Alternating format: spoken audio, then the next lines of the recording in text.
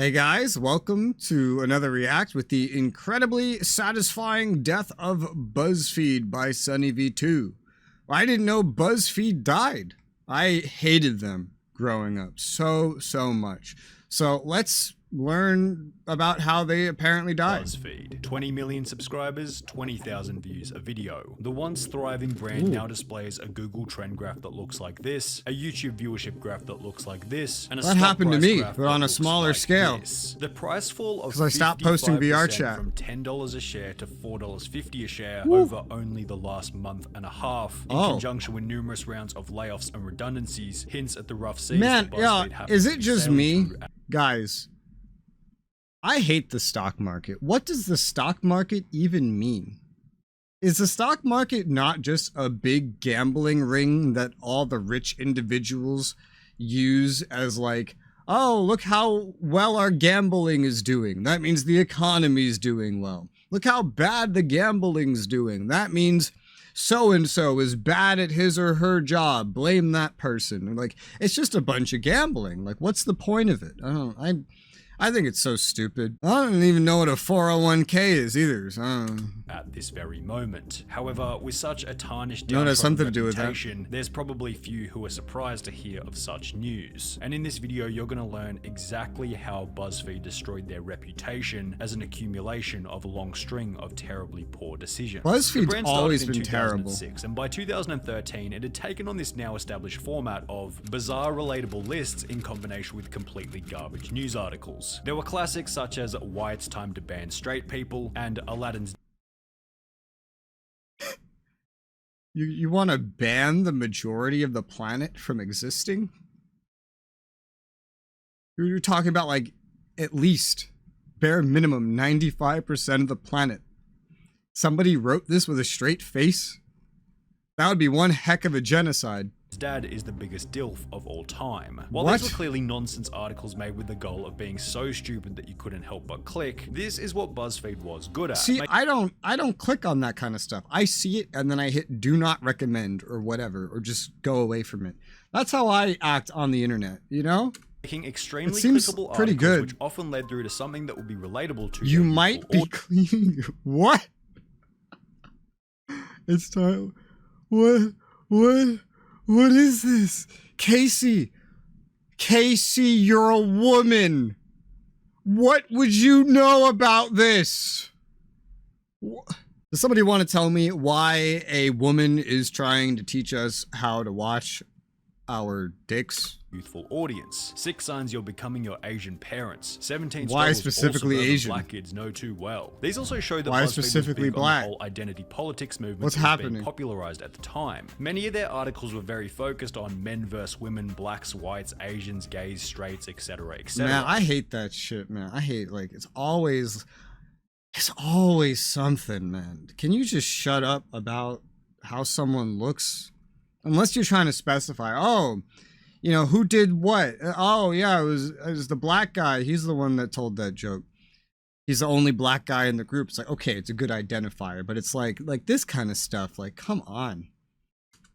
Now, whether or not it was ethical to segregate people further in exchange for extra clicks is an argument for another day. What? But in terms of getting people to relate to the content, it worked like magic. 15 videos that were so damn relatable for women in 2015. However, this controversial pandering to specific... As if women just, you know, all women just relate to things, you know? As if identities would also be the reason behind why the site experienced massive levels of criticism. Videos such as their classic "Women Try Manspreading for a Week" were criticized. Bro, anyone that has ever believed in manspreading as being a thing is retarded. Dude, that shit, I'm a New Yorker. That shit's on the New York City subway.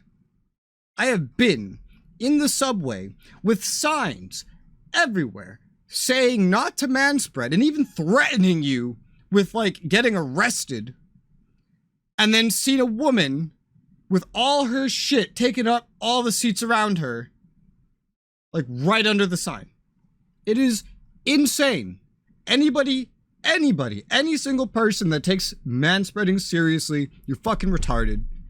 Get out of the gene pool. Online to We need less audiences of of you. well over 10 million, on top of their the already love of brutal God. 60% dislike ratios. Everything wrong with BuzzFeed, 4 million. BuzzFeed has hit a new low, 5.5 million. 36 stupid feminist questions answered, 25 million views. This is terrible. You're trying to relate opening your legs to sexism and now racism. BuzzFeed began to undermine their own reputation and public image with the politicization Why of do their people hate brand. BuzzFeed? Everybody hates BuzzFeed.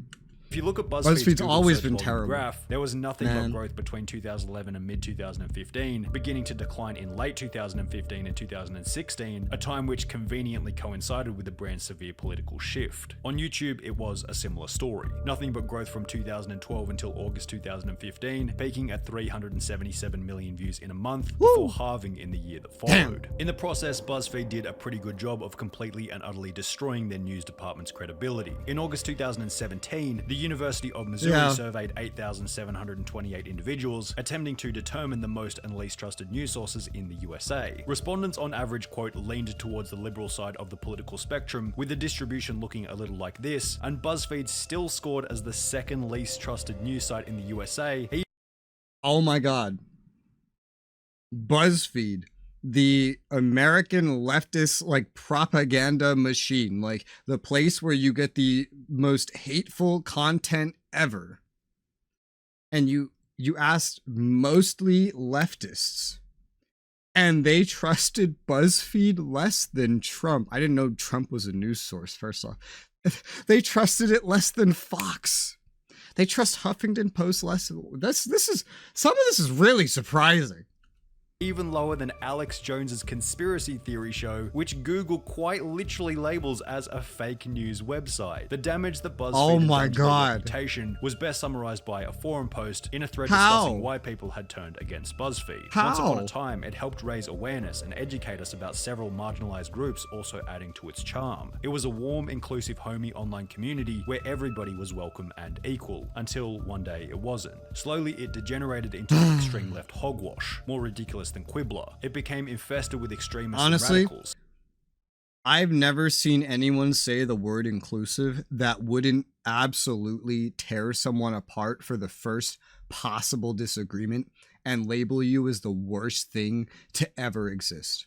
Every single person I've ever seen say inclusive as a good thing has had this kind of a like toxic personality. So even though he's shitting on BuzzFeed or whoever this is, I doubt that this is a good person. Instead of focusing on important issues, it focused on non-issues like manspreading. Instead of focusing on the spirit of equality, it became obsessed with the rhetoric of victimhood. Nowadays, BuzzFeed has become shitfeed. Mostly. Mostly is a very important word to focus on here, and it'd be stupid to throw the baby out with the bathwater. Ryan Bergara and Shay Madej, who are certainly contenders for the two biggest legends in YouTube history, were absolutely killing it with what many considered to be the greatest series ever uploaded to the platform, BuzzFeed Unsolved, eventually releasing over 70 episodes that cracked the 10 million view mark. The difference in quality between BuzzFeed Unsolved and the BuzzFeed main channel has often been highlighted in comments such as, whenever I hear BuzzFeed, I've never heard of it, followed by is complete garbage, or Unsolved is the best series on the internet. So never I can heard also of it. say for certain that they have a wide range of content, both in subject and quality. Others such as the Try Guys had a similarly positive impact on BuzzFeed's brand. Often I hated the fucking Try Guys. These were just a bunch of little pansies, gaining man. over 20 million views on their episodes. However, it seemed as though every single one of these positive influences eventually wound up following a similar path. Nowadays, all you gotta do is join BuzzFeed, be in a handful of vids, then leave, and boom, instant traffic to your new already owned channel. They'd achieve massive success through BuzzFeed using their own personalities, wait for their BuzzFeed contract to end, then These guys were the most annoying individuals on the planet for a good couple years a long time ago. and start their own channel doing the exact same thing, only with more creative freedom and financial incentive. Quite frankly, they didn't want to pay us enough. The previously shown clip was taken from a video titled Why We Left BuzzFeed from 4 different perspectives, which was one of the countless Why I Left BuzzFeed videos that had cemented this common phenomena of gaining skills then leaving to pursue your own project. People literally made comments on these videos saying Why I Left BuzzFeed could have its own channel. The significance of this was that it showed BuzzFeed wasn't very good at keeping their top talent. Perhaps not the fault of BuzzFeed themselves, but rather that it was simply too easy for their top people to leave and continue the same shtick under their own name, taking their audience a along with them. The Try Guys often received comments such as they didn't need BuzzFeed, they're the reason people watched BuzzFeed. I hated One them. interviewee on an article discussing They were BuzzFeed's so changes annoying. stated, "After my favorite creators and video stars left, I no longer found their videos funny or even entertaining. I haven't watched a single BuzzFeed video since the Try Guys departed." BuzzFeed Unsolved received similar comments such as, "Ryan and Shane literally carried this channel. Without them, BuzzFeed is irrelevant." I stopped Let's be honest here. watching, The new people that are like, taking clicking over on anything have BuzzFeed Phil, which was shortly after commented these Ryan guys and Shane started. also announced that they will be leaving to create their own I think one of the channel last called things I Watch Up. watched, it was the one where they went to the shooting range and tried shooting and they were all squealing like a bunch of little fucking babies. That was the last one I watched. That was like the last BuzzFeed anything I watched when I got tired of seeing millennials act like a bunch of little fucking children, man. However, at least the BuzzFeed Unsolved boys and the Try Guys had the ability to resign with a bit of dignity, a luxury unavailable to the hundreds laid off by BuzzFeed over the last 4 years. Articles such as this one cited the layoff of 100 employees in November 2017 after BuzzFeed fell short of their revenue goals by 20%. It was the same story in January 2019. Another 200 staff Millennial representing media 15% of the firm. entire company were laid off, the reason for which being that BuzzFeed was unable to diversify its revenue, a fancy sentence meaning they didn't make enough money. The company would come under fire for this round of layoffs in an article posted by Next Mostly POC and LG. Oh my god, dude. Shark titled, "BuzzFeed is being accused of laying off mostly people of color and LGBT employees," which highlighted Yes, because the fucking identity politics company is going to do the thing they accuse every white person of doing.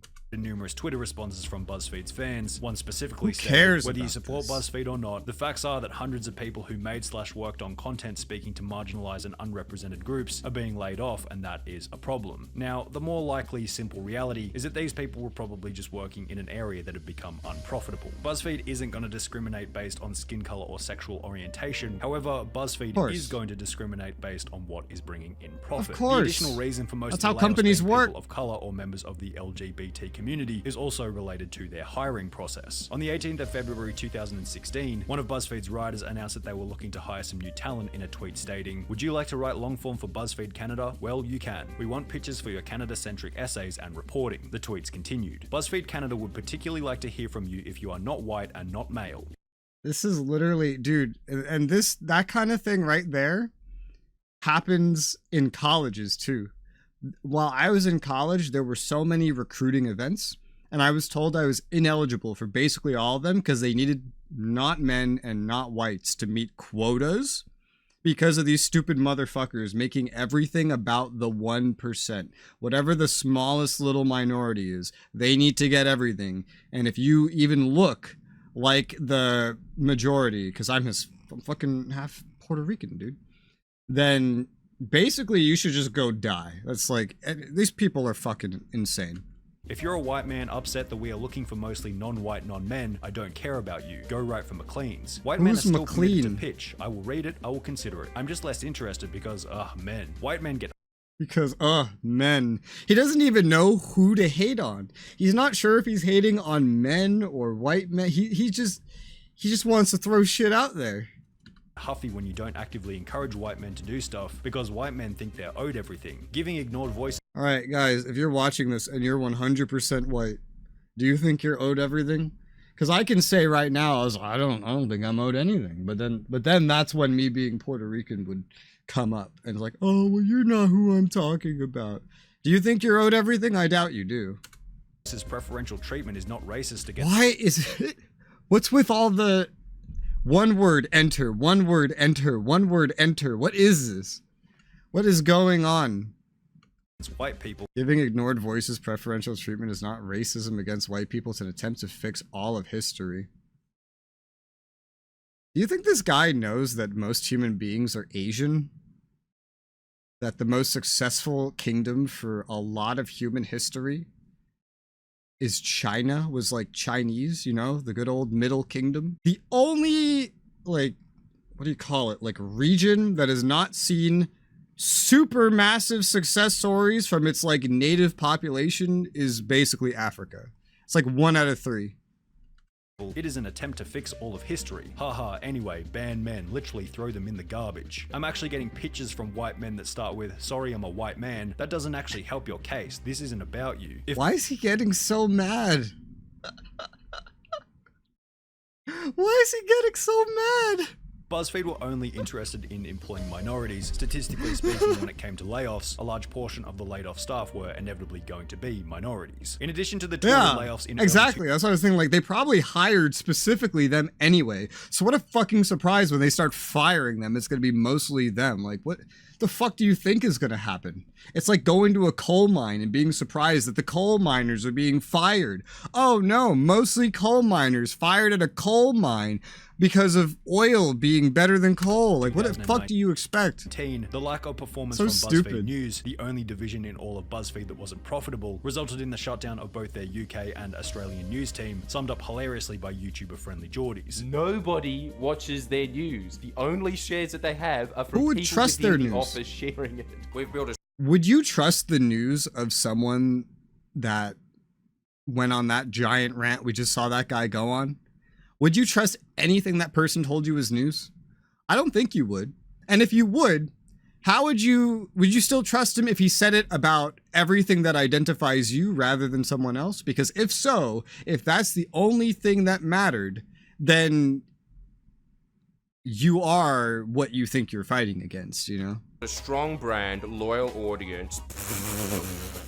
Strong brand and loyal Who's gonna audience. trust you if you have just not a spew loyal shit audience all or the a time? strong brand? Nobody in the world likes you. With less money to Yeah. work with, an inability to keep their top talent, and fewer staff to execute on ideas following layoffs, a dip in YouTube viewership was almost inevitable. However, their fall from a peak of 377 million views a month in mid-2015 to 40 million views a month by late 2020 wasn't only a result of fewer company resources. The content being produced had become incredibly stale. In 2014, their clickbait titles and various different video series were effective in garnering a new audience. The content was fresh and interesting. Their cheap versus expensive food series was gaining views. Their exes doing things I mean, isn't that just what Mr. Beast did, though? I'm pretty sure that's just what Mr. Together Beast series did. was gaining views. Their people trying whatever for the first time series was getting views, each of which being an incredibly entertaining series that viewers would return for. These days, however, the only series that gains big views and ensures a returning audience is their How I Became a Meme series, with every single other video type averaging around 50,000 views. Former Jeez. BuzzFeed member Ken Moffat discussed how when he worked at BuzzFeed, they were always more concerned about quantity over quality. I started to realize that to BuzzFeed,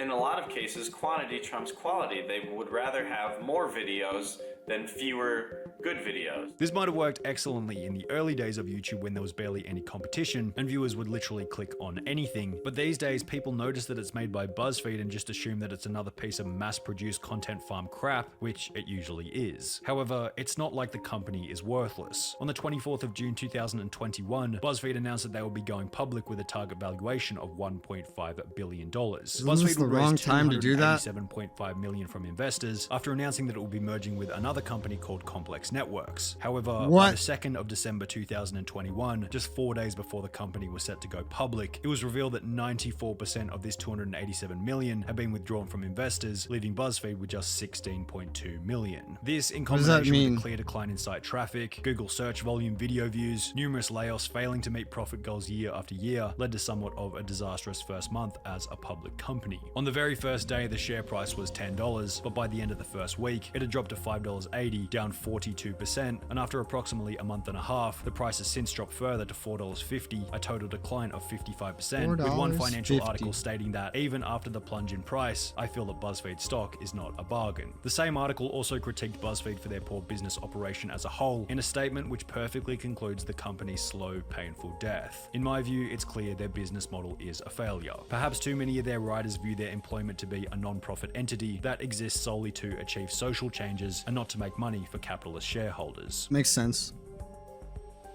I think they view it more as a way to express their opinions, which are obviously correct and yours are wrong, and if you disagree with them, you're a fascist, Nazi, racist, rapist, misogynist, sexist, blah, blah, blah, blah, you're probably a white man, etc., right? I didn't know they kind of fell off. Honestly, well, that's good, I guess. Fuck them, right? You know, just fuck them. I didn't think that video was gonna be as, I don't know, political as it was, but if it's BuzzFeed, I guess I should have guessed it. I thought I was picking something more lighthearted, but yeah, there we go. If you found it funny though, leave any suggestions of things you want to see in the comments below. If it's a link, leave it in the Discord in the description below, because that has a channel that will take links. YouTube will not take links. Thank you for watching though. Have a good day. Bye-bye.